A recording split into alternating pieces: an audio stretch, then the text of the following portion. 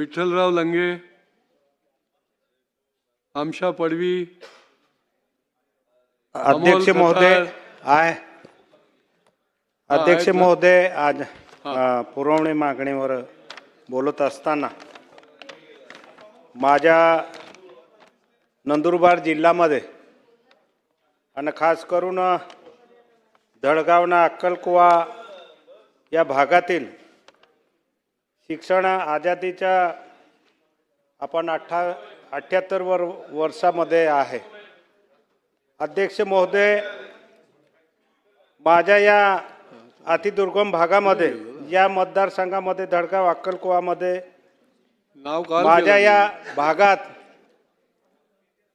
आजादीच्या 78 वर्षामध्ये अजूनही स्वतंत्र शाळा नाही. जिल्हा परिषदच्या वर्गखली आतापर्यंत अक्कलकुवा तालुक्यामध्ये 35 आणि धडगाव तालुक्यामध्ये 20 असा जो शाळा आहे ते शाळा आजपर्यंत एक तर झाडाखाली किंवा कोणातरी घरामध्ये एवढ्या आजादीच्या 78 वर्षापर्यंत आम्हाला आदिवासी क्षेत्रामध्ये शाळा उपलब्ध नाही. आणि म्हणून माझे इथे शिक्षण मंत्री आहे यांना विनंती आहे का हे पुरवणी मागणी करत असताना भरीव तरतूद करून माझ्या भागातले आदिवासी क्षेत्रामधल्या जे शाळा आहे ते शाळा कुठेतरी आमच्या आदिवासी विद्यार्थीला लागायला पाहिजे का आम्ही इमारतमध्ये शिक्षण घेतो आहे. कारण आतापर्यंत इमारत नाही. तसेच जे शाळा जुन्या आहे पडकी ते शाळा अशा 88 शाळा आहे का त्याच्यामध्ये विद्यार्थी बसू शकत नाही असे आहे. आणि धडगाव अक्कलकुवा धरून 120 वर्गखोल्या आम्हाला कमतरता आहे. म्हणजे सांगण्याचे तात्पर्य अध्यक्ष महोदय, या आदिवासी क्षेत्रामध्ये आदिवासी मुले शिक्षण घ्यायला पाहिजे असं सर्व सरकारला सुद्धा वाटतो का आदिवासी पुढे यायला पाहिजे. पण आदिवासीला शिक्षण करण्यासाठी ज्या आदिवासी क्षेत्रामध्ये जर शाळा एवढे वर्षामध्ये शाळा नाही असेल तर आदिवासींचे मुले काय किती वर्षे अजून लागेल. म्हणून माझे अध्यक्ष महोदय विनंती आहे भरीव तरतूद करून माझ्या या नंदुरबार जिल्ह्यामध्ये धडगाव अक्कलकुवा तालुक्यातील जे बी शाळा आहे ते शाळासाठी निधी उपलब्ध करून देण्यात यावे. इथे जो वैद्यकीय मंत्री होता पण अध्यक्ष महोदय ते इथे नाही आहे. आमच्याकडे वैद्यकीय आरोग्य याच्यामध्ये जे बिरसा मुंडा या नावाचे वैद्यकीय जो मेडिकल आहे उघडला गेला आहे. पण त्याच्यामध्ये बोलत असताना मला हे दुःख आहे का तिथे दवाखाना तर तुम्ही उघडला आहे पण तिथे कर्मचारी दिले नाही. मग दवाखाना एक मेडिकल जो आमचा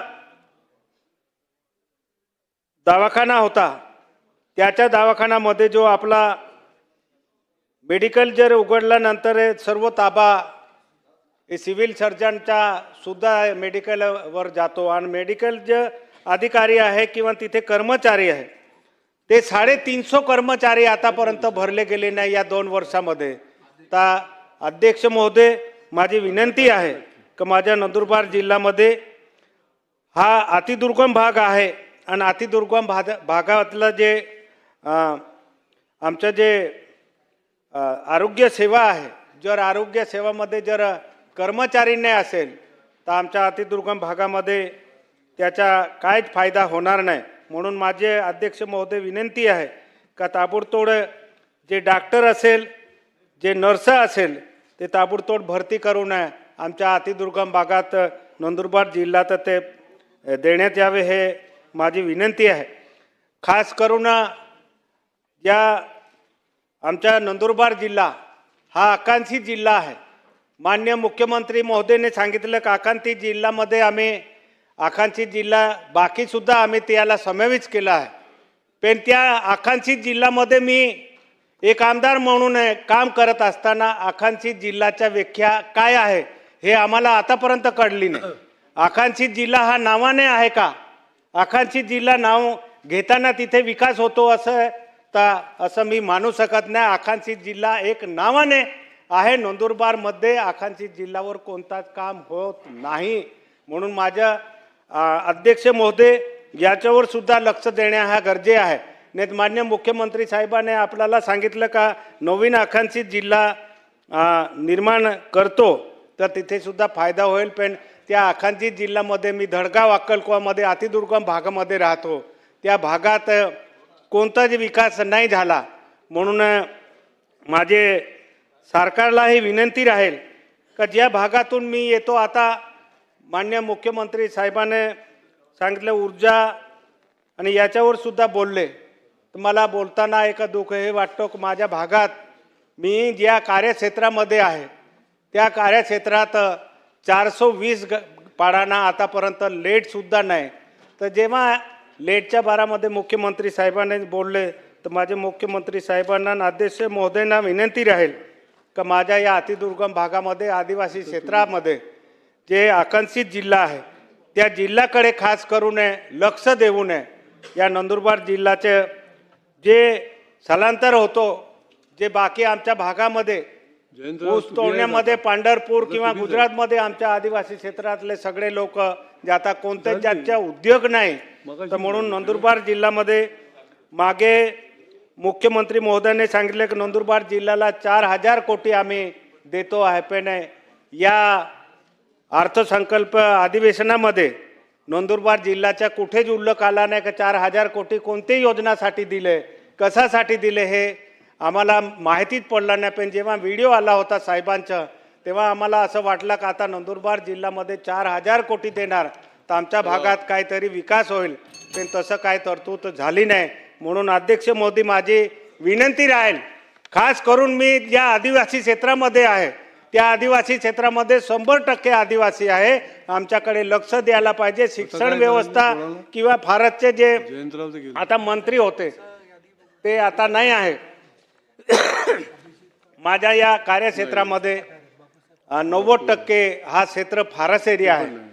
आणि फारसचं जेव्हा 1 कोटी झाड लावायचं जे मंत्री महोदयाने डिक्लेअर केलं आहे, पण आतापर्यंत तर आम्ही फारसमध्ये आहे पण पूर्ण डोंगर आहे हा बोडका झाला आहे.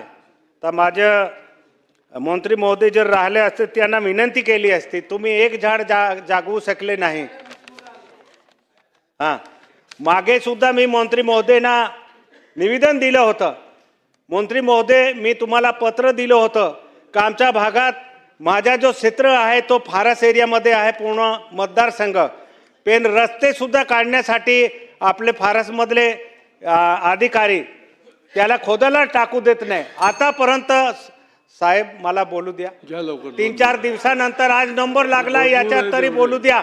अरे 1-1 तास लोक बोलले आहे. बरं बोला बोला बोला. 1-1 तास बोलले, आम्ही बसून राहिलो आहे. आता नंबर लागला, बोलू द्या सर. बोला बोला. तेव्हा 60% एरिया आमच्या मतदारसंघामध्ये फारस क्षेत्र आहे. फारस अजून 44 गाव अजून फारसमध्ये आहे, महसूलमध्ये नाही. फारसमध्ये जे आमचे गावे आहे त्याच्यात 1585 पाडे आहे आणि ते फारस क्षेत्रामध्ये आहे. आणि त्या गावाला जाण्यासाठी रस्ते नाही. रस्ता काढण्यासाठी गेले तर फारसवाले पहिलेच खोदायला टाकू देत नाही. म्हणून मी मुख्यमंत्री महोदयांना आणि अध्यक्ष महोदयाला विनंती करतो, मंत्री महोदयांना मी निवेदन दिलं होतं की सर माझ्या भागात लक्ष द्या, पण त्याच्या मला साधा उत्तर सुद्धा भेटला नाही. टिकाण टाकली नाही तोपर्यंत फारस अधिकारी येता. म्हणून माझे मंत्री महोदयांना विनंती राहील, माझ्या या कार्यक्षेत्रामध्ये 90% हा क्षेत्र हा फारस एरिया आहे. आणि त्या फारस एरियामध्ये जाण्यासाठी जे अतिदुर्गम भागामध्ये जे माझ्या गरीब आदिवासी राहतो त्यांना जाण्यासाठी रस्ते नाही. रस्ते काढण्यासाठी एक तर तुम्ही फारसमध्येच रस्ते घ्या, फारसची तरतूद करा, 1000 कोटी तरतूद करून तुम्ही रस्ते द्या आणि आम्हाला रस्ते तरी करून द्या. आझादीच्या 77 वर्षात आम्हाला रस्ते नाही. म्हणून माझी विनंती आहे मुख्यमंत्री महोदयला, ते बिबट्यात काय बिबट्या आला गेला किती खाल्ले ते जाऊ द्या, पण आम्हाला आझादीच्या 77 वर्षात रस्ते नाही भेटले तर त्याची तरी तरतूद करा आणि भरीव तरतूद करून माझ्या भागात या फारस क्षेत्रामध्ये धडगाव अक्कलकुवामध्ये फारसचे रस्ते तरी करून द्या, हे माझी विनंती आहे. अध्यक्ष महोदय, मला याच्यात बोलण्यासाठी संधी दिली. मी तुम्हाला तुमचं बी आभार मानतो, कारण 3-4 दिवसात बोलण्याची संधी दिली. मी एवढंच बोलून माझे 2 शब्द समाप्त करतो. जय हिंद, जय महाराष्ट्र. आता जयंत पाटील बैठकीला गेलेत. जयंत पाटील साहेब नंतर अभिजित पाटील, बापू पठारे.